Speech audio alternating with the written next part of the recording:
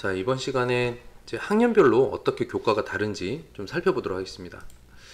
일단 제가 구분 지은 건 초등 저학년, 초등 고학년, 그 중간에 살짝 껴있는 중등 1학년, 중등 2, 3학년, 근데 고등학교 전체 이렇게 좀 분리해서 보도록 하겠습니다. 뇌 발달 과정을 포함해서 그걸 감안해서 말씀을 드리는 거예요. 일단은 초등학교 저학년 때는 직접 읽고 직접 하기보다는 누군가가 읽어주는 것을 그림과 함께 보는 것이 좋습니다. 그러니까 설명인 거죠. 그리고 선생님들은 학생 한 명 한 명에게 그렇게 해주기가 좀 어렵죠. 왜냐하면 교감이 되게 중요한 과정이거든요. 그래서 주양육자가 교감을 바탕으로 수학적인 개념들, 뭐 수학 동화라던가 요즘 수학 관련 저학년들을 위한 책들이 많이 있거든요. 이런 책들을 가지고 같이 읽으면서 또 부모님이 읽어주시면서 그림에 대해 설명해주고, 이것이 소리와 그림이 연상으로 작용할 수 있도록, 그림을 보면 그때 말했던 것이 떠오르고 말하는 것을 들으면 그림이 떠올릴 수 있도록 계속 이미지를 만들어줘야 됩니다. 그 다음 독서가 가능하다면, 이제 글을 읽을 수 있다면 그림 대신에 글을 읽는 것으로 이미지 연상을 성장시켜야 합니다. 그러면 부모가 그림을 읽어주던 것을 글을 자기가 읽으면서 이미지 연상을 하는 거예요. 이걸 하기 위해선 반드시 이 앞의 과정이 좀 잘 되어야 합니다. 그러면 독서를 통해서 수학 사고력이 확장할 수 있는 어떤 기틀이 마련이 돼요. 그 이후로는 좀 독서가 더 많은 영향을 미칠 수 있습니다. 몇 학년 때 무엇을 하고 몇 학년 때 무엇을 하기보다는 이 앞에 과정이 안 돼 있다면 앞에 과정부터 시작을 하는 거예요. 좀 일찍 시작했으면 더 일찍 다듬어질 것이고, 그렇지 않았다면 또 다듬는 시간을 더 추가로 가져야겠죠. 이게 학습 습관을 잡아가는 첫 번째 단추거든요. 이 단추를 정말 잘 꿰어야 되겠습니다. 그래서 수학을 통한 수학 사고력 확장이 이루어지는지 좀 살펴볼 필요가 있겠습니다. 책을 많이 읽고요. 스스로 읽기가 좀 어렵다면 아무래도 그런 환경에 노출시켜 줄 수 있는 그런 교육기관을 찾아가시는 것도 추천드립니다. 그 다음, 수와 도형을 교구를 이용해서 이해할 수 있는 환경이 좀 많은 도움이 되는 것 같아요. 뭐 소마큐브 시리즈들도 있고요. 정말 교구들 많이 제시가 되고 있죠. 그래서 수학 교구를 이용한 입체적인 이해력을 가질 수 있도록, 손으로 만지기도 눈으로 보기도 하고, 수를 하지만 구술로 할 수도 있고요. 당연히 도형은 보는 게 좋겠죠. 그래서 수학 교구물을 활용한 학습들을 많이 이미지와 함께 시켜주시면 좋습니다.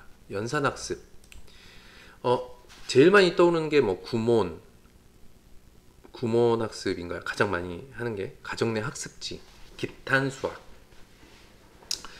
그런데 이게 나쁘다가 아니라 이거 전 단계가 필요합니다. 사실은 무조건 더하기 1, 더하기 2, 더하기 3, 1큰수, 2큰수, 3큰수 뭐 이렇게만 배우는 것이 아니라 수의 구조, 그 이미지를 확인을 해봐야 돼요. 예를 들어서 우리는 왜 9 다음에 10일까?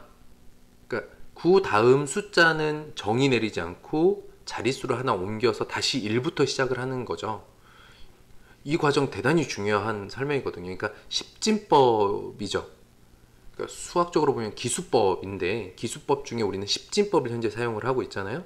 십진법의 구조에서 좀 익혀야 될 것. 뭐 예를 들어서 손가락이 10개니까 우리는 총 10개의 숫자로 표현하는 수학을 하고 있어. 자, 손가락이 10개인데 손가락 반쪽은 5개지? 그러면은 5와 10을 기준으로 짝꿍이 되는 수들, 어떤 그런 구성들, 구조들 5까지 맞추고 또는 10까지 맞추고 그 다음 단계에 뭐 받아 올린다, 뭐 이런 것들이 있잖아요. 이게 단순히 7에다가 5를 더하면 12가 되는데 그게 뭐 받아 올려서 되는 거야 라기보다는, 그 전에 독서를 통해서 수학 사고력을 좀 확장한다면 이런 기수법이라던가 십진법의 어떤 시작 배경 함께 이해하면서 가는 게 좋겠죠.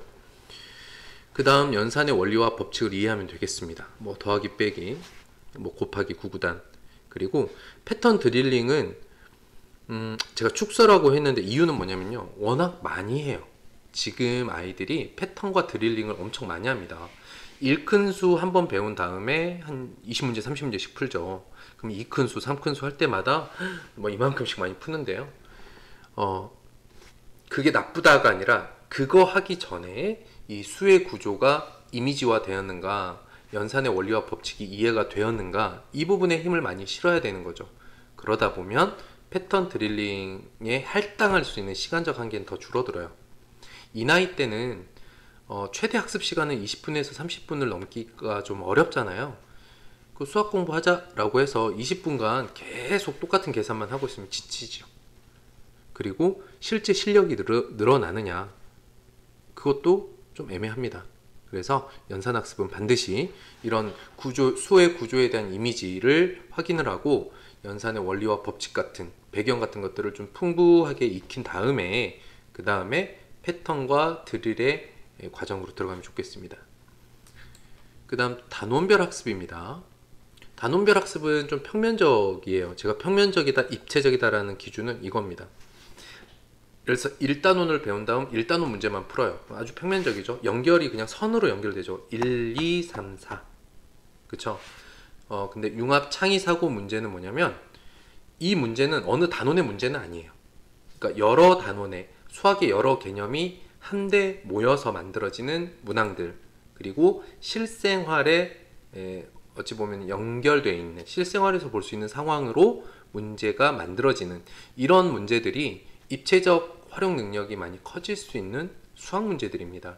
그리고 답이 1이에요, 2이에요 이렇게 정해지기보다는 정답보다는 적절한 해답을 찾아내는 문제 구성도 좋습니다.